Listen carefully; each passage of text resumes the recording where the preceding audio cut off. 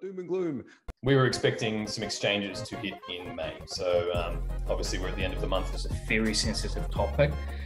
Rest assure you, number one is we do have new team members on board that is looking at all our tokens, our exchange relationships with the exchange vendors. We do have exchanges that have been executed and signed. Even talking to our licensors, a lot of them, want to be interoperable. And I know Veve is a walled garden now, and I've mentioned why in a number of our previous videos. But the future will be far more open. The future will be far more open. The future will be far more open. Doom and gloom. But the reality is, more than 1 year has passed since the Ecomi and Veve founders have promised us licensor-backed NFT collectible interoperability to NFT marketplaces and other NFT projects. Doom and gloom. They have also promised us 4 to 5 bigger exchanges for the Ecomi token, and therefore the degenerates of the space have made massive investment decisions based on those assumptions, based on the assumption that NFT collectibles could be ripped out of the shelves and sold in masses and then transferred out of the Veve app and into those marketplaces to then sell them for several, even 2-digit Ethereum prices. But this interoperability never came. Doom and gloom. And all that we got for the Ecomi token are 3 exchanges: Bitmart, Bityubu and Bittrex. Crypto crapo. Exchanges that no one has ever heard of before. Doom and gloom. Hey everyone, it's the Patient Hodler coming at you with another video, and today we have to talk some non-Moonboy shit. We have to talk about some real issues with the Veve project, with timelines, with promises, and with broken or so heavy delayed promises that they are looking just like, maybe almost like, lies. But before we start, please keep in mind that I'm a crypto and NFT investor and not your financial advisor. So please do your own research before you ape full degen into the Veve collectibles and or the Ecomi token. Also, please give this video a like if you enjoy the level of realism here. Subscribe to my channel, tick the little bell to always get notified whenever I upload a video. And let me know in the comments below if you feel the same. I want to quickly thank each and everyone who is subscribed as a channel member or Patreon here and is supporting my journey, even though at the moment I cannot upload as many videos as I want to. And with that out of the way, let's get finally started. So we are out here in the best possible weather for such a video. It is raining right now. It is around 4 to 5 degrees and the cornfield did not grow back yet. When cornfield? But anyways, we are here to talk more serious stuff than cornfields and the weather. We are going to talk about interoperability, about exchanges, and about premium licensed collectibles that not all of them are trading at premium prices anymore. So let's get right in and maybe start with a little bit of transparency. I currently hold 2 million Ecomi tokens and about 450 collectibles, if I'm not mistaken, counting NFT collectible statues and figurines and comics together. I will post a screenshot here just so you can see exactly what I'm owning. I haven't sold a single bit because obviously my hopes in the project are not dead yet. Let's talk about the Ecomi token first. Crypto crapo. Of which I'm holding 2 million. We have been promised exchanges, and obviously based on these promises, as always in the crypto space, you make a purchase decision based on a rumor, because usually what's going on is buy the rumor, sell the news. Now in this case we only have rumors directly distributed by the Veve Ecomi founder team that we would get those exchanges, and I think it's not off the table, but it's taking way too long. And forgive me for saying this, but Bityubu is just not the type of exchange that we are expecting right now. On the other hand, I've already commented that I'm not too worried about the side of the exchanges because I want to have these exchange listings when real bullish sentiment is coming in and the bottom of Bitcoin is confirmed. So this side is not too much of a worry to me, but it has been promised more than a year ago, and this is what is really the problem with Ecomi and Veve. So let's just listen in to the promises that have been made more than 1 year ago, and those have been put together by our truth speaker in the community, Xavier Torres, who has posted these 3 little videos together. Let's listen to them together. Also, make sure you follow Xavier Torres on Twitter and also leave him a comment what you think about those videos on his tweet. But with that, let's listen into what they actually said and promised here. Strong believers that this digital collectible or NFT industry is here to stay, and a part of that is interoperability. Even talking to our licensors now, they're becoming far more aware of how the NFT space works. And a lot of them, want to be interoperable. And I know Veve is a walled garden now, and I've mentioned why in a number of our previous videos. But the future will be far more open. And so for us, it's making sure that when we do release these, our precious little collectibles out into the open, that they are going to have interoperability with a lot of other platforms. So one other thing, David. And this may have come from an Instagram post or two, but we were expecting some exchanges to hit in May. So obviously we're at the end of the month now. Do you want to just give some insight as to what happened there and what we're looking to do on the exchange front? Yeah, so I mean, one of the biggest thing is I think the community is they want better access to better exchanges, to have better access to the Ecomi tokens, to trade them or to onboard themselves. There are some limitations on some certain exchange doesn't operate in certain jurisdictions. Now we understand the frustrations, and we understand this is a very sensitive topic. Rest assured you, number one is we do have new team members on board that is looking at all our tokens, our exchange relationships with the exchange vendors.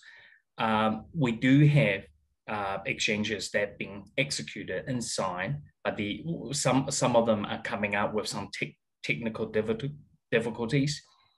Both myself and Dan, we had to decide to go, well, do we go down the route of immutable coming up? As you guys probably heard early on this week, we announced moving into a ERC20 and another. So we are going to be looking at, existing exchanges that already support GoChain. So some of these technical side of things, and we just have to be a bit more sensitive, and also logistically, how much resource do we put onto each of these? And we're working through these. We were hoping we have a new exchange ready, and I think there's rumors out there. I think someone showed me one of their portfolio thing when they type in it popped up. So and that exchange had some difficulties at the end, and just slight delay, but we definitely understand the frustrations and the importance of having these liquidity happening. Doom and gloom, but the reality is it's just going to be the same. Yeah. We're just going to be on a far more interoperable network that is far more open to exchanges, interoperability, and just a massive community. So overall, I think it's very positive. So as you have heard, the Veve and Ecomi founders here, especially David and Dan, are promising in those videos that we get those exchanges, and also that they have spoken to the licensors and that the licensors would understand that we need interoperability. As commented before, the exchanges are a broken promise for now because we didn't get them all, but I'm not too worried about this because I am waiting for more bullish sentiment to kick in. With regards to interoperability, I think it's a big mistake to not bring some level of interoperability, and here's why. First of all, interoperability allows self-custody, and if you like it or not, but most of the investors right now in the Veve space are from the crypto space and are very crypto related. And everyone who is a crypto investor wants to self-custody their tokens. We have all seen what happened to FTX, what happened to Celsius, Voyager, Three Arrows Capital, and many other exchanges out there. We have also seen what happened to hot wallets that got hacked and so on. So yes, you can lose your collectibles if you self-custody, but also you can protect them better than institutions sometimes can. And then there is the other argument that licensors do not want their collectibles out there so that people can do, let's say, damaging stuff to the brand or to the collectible character. But let's be honest, I can just do damaging stuff to a Batman or a Mickey Mouse character in just going into a shop, buy a Mickey Mouse statue and do something with it that is not desired by Disney. So why shouldn't you be able to do stuff like that with a digital collectible as well? Why shouldn't you have at least the same freedom that you have with a physically purchased item with a digital one as well? You should be able to do more than this with such digital collectibles. And then there's obviously the thing that you want to use them in metaverses. You want to bring those into maybe Sandbox, maybe Decentraland, but most of all into Veveverse. And if we are not seeing anything of interoperability here, then people could be worried that this will never come and that Disney will pull off a whole nother NFT and metaverse play with another project. We have already seen that Disney has partnered with Polygon to probably enable some other type of NFTs for the masses, which are not premium licensed collectibles, which are not super limited like the ones that they are launching on Veve. But in overall, the people that are right now on the app, they desire self-custody, they desire interoperability, they desire more utility for their collectibles. So why not give it to them? And here is one of the most overlooked argument that just came up a couple of days ago with the potential SEC case against NFT Top Shots. And we have seen that a judge ruled that this case is not going to be dismissed, but actually decided in court if NFT Top Shot moments are actually securities. So the unregistered sale of securities for those NFTs. And one line stuck out to me from an article, which I will display and read in here, and that is that actually the judge ruled that people do not have custody and they are basically locked in with their Top Shot NFTs, and therefore this case is built around a lack of interoperability. The NBA Top Shot terms of use also state that moments have no intrinsic or inherent value outside the Flow blockchain. It follows that if hypothetically Dapper Labs went out of business and shut down the Flow blockchain, the value of all moments would drop to zero. That is the critical causal connection that other collectible cases lack and which is alleged here. Even if NBA Top Shot users try to sell their moments, they have to go through the official secondary marketplace. Ownership of the moments, the price paid for the moments, and the transfer and sale of the moments in the marketplace are all recorded on only the Flow blockchain. Dapper Labs does not recognize and does not endorse moments being sold or traded outside of the marketplace. I repeat, Dapper Labs does not recognize and does not endorse moments being sold or traded outside of the marketplace.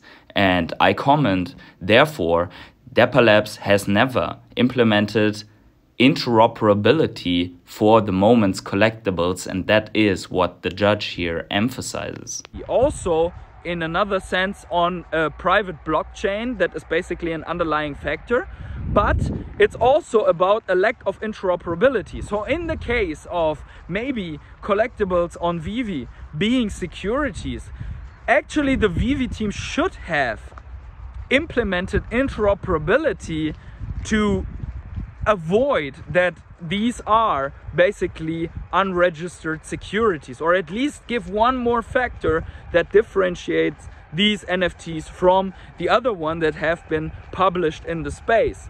Now, with that all said, Veve has right now a very successful running ecosystem, a very successful drop system. As we can see, many drops are still selling out. We have seen that at the Lamborghini drops, they have been selling $500,000 worth of NFTs in about 1 or 2 seconds, and that in a pretty harsh bear market. However, we see that these collectibles are trickling and trending down in price. And the reason for this is the gem economy that I have already outlined in my previous video of the broken gem economy. So if you want to know more about this, please watch that video as well. But basically, we know that gems that are coming into the app that are supposed to be spent on the primary market, if they do not all hit a drop, these gems are left over and usually flow into the secondary market, where also a part of more than 8.5% of fees are flowing out as well. So there is a ton of gems, 100% of primary sales, and I think it's 8.5% of every licensor fee-based collectible transfers on the secondary space that are directly flowing in and out of the market if you upload gems and do whatever transactions. So that is already a lot. Then we have another outflow, obviously, if you cash out, and a part of this money goes to Veve. So there is a lot of different cash flows that are going to the licensors and to Veve. Now, the big thing here is that this is premium collectibles, and premium collectibles should be trading at premium prices, and there's only one way to make them trade at premium prices, and that is high quality, high scarcity, and many of these very high desired drops where not everyone can get a drop. And forgive me for saying this, but the times were more exciting when you did only hit 20% of the drops, because that gave you a feeling that these collectibles are actually worth something. And obviously, the underlying utility factors for the collectibles, they are very important as well. So obviously, master collector program gamification within the app is a very high factor. Interoperability is also a factor for value of collectibles. So imagine that you can get a collectible out of Veve onto, for example, Raribles, or onto OpenSea or whatever other metaverse. This collectible is gone from the market and bound. There is always an effort and time to bring that collectible back, and maybe there is also the entire time of that collectible being used somewhere else, listed somewhere else, sold somewhere else. So the collectibles could start to spread out and lose themselves in the broader market, like Pokemon cards have lost themselves over the face of the earth, and there are still, until this day, unopened booster and Pokemon booster boxes for the very first editions of Pokemon.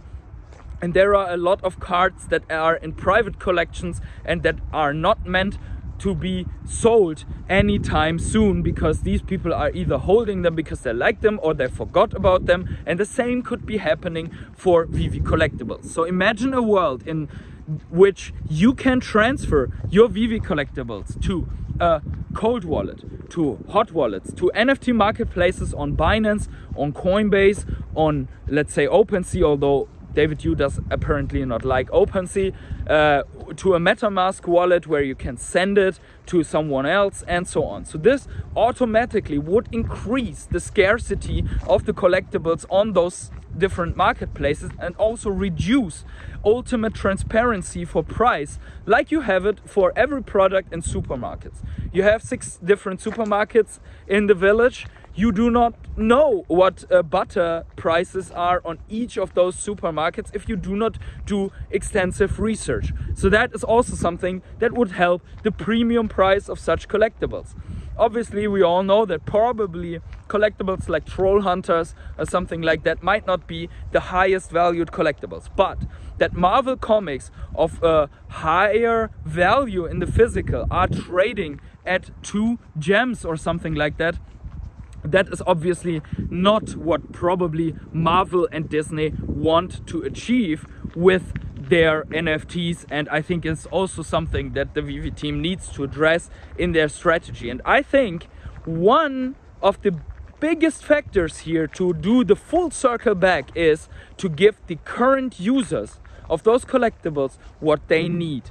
Give them interoperability, give them exchanges and utility for the underlying token, give them MCP, and overall reduce some of the fees maybe, because if you reduce the fees, then money can flow in, because you know that you do not have to cut back more than 20%, like 8.5% buy and sell, where already gems are flowing out, and then also the 10% cash out fee. So you need to do every incentive to get a huge amount of money into the app, and therefore you need to make it easy to get that money also out of the app, so that really big players can use that market to trade the collectibles, or also to purchase collectibles and move them into a cold wallet. So this, in my opinion, is what needs to be done here. Now, I have seen some of the usual suspects, let's say, in defending Veve at whatever cost, saying, why does this piss off the Veve fam all of a sudden? And honestly, I cannot understand that comment at all, because first of all, it did piss off the Veve fam since basically 1 month after they have said it, and they were asking where this all is, and 1 month is obviously way too soon. But being pissed off is gradually increasing with every month that these promised features are not coming to the app. So it's not all of a sudden, because we know that the Veve fam since the beginning of time was pissed off with all and everything that is coming from the announcements of the Veve team. So what is necessary, in my opinion, with regards to the sentiment in the Veve fam, is that the team is not saying, oh, we are traveling 31 days in a row and we do not have time for a 40 minutes AMA with David and Dan to explain the status of the biggest milestones. What is really necessary is that they sit down with the Veve fam and basically say, listen, we know we told you 1 year ago that we would bring exchanges, but with regards to the current market situation, it's just not a priority right now, and we have to reschedule that. We're sorry to disappoint, but it just doesn't make sense. We have other priorities. With regards to the Ecomi utility program, we just need more time, because we need to first bring up the backbone of project, which is Veve. For Ecomi to really thrive, Veve needs to thrive. Okay, so we understand that if they would phrase it like that, right? If they wouldn't find excuses that are really easy to debunk. And then with regards to MCP, you can say, listen, it's super hard to align all the points, and we have encountered several problems, which they kind of did, but you should really phrase it point blank. What's the problem? Like, sit down and say, yes, we have a problem. We disappointed you. We failed. We are 1 year late, but we are get it done like we did with cash out, where they also were 1 year late, and on pressure of the Veve fam, they finally brought on cash out. So I think that's what's really necessary, to be absolutely honest and own the mistakes that you really made. That's at least what I would expect. And honestly, if a David or a Dan would sit down with us and talk like this, I would be really bullish, because I would say, okay, what we see is really there as a problem, but they also know that this is the problem, and then it doesn't feel like you are being, let's say, lied to, or you are being whatever, misdirected, misled, right? So it wouldn't feel as much as this if they really would come together and talk to us like I just suggested. Let me know in the comments below if you would appreciate that, or do you think that their line of communication right now is fine? Also, let me know in the comments below about the importance of interoperability and exchanges, and about the premium collectible prices. And wherever you are in the world, find yourselves a field to walk next to, and have yourselves a great morning, evening, day, night, or afternoon, and see you in the next video.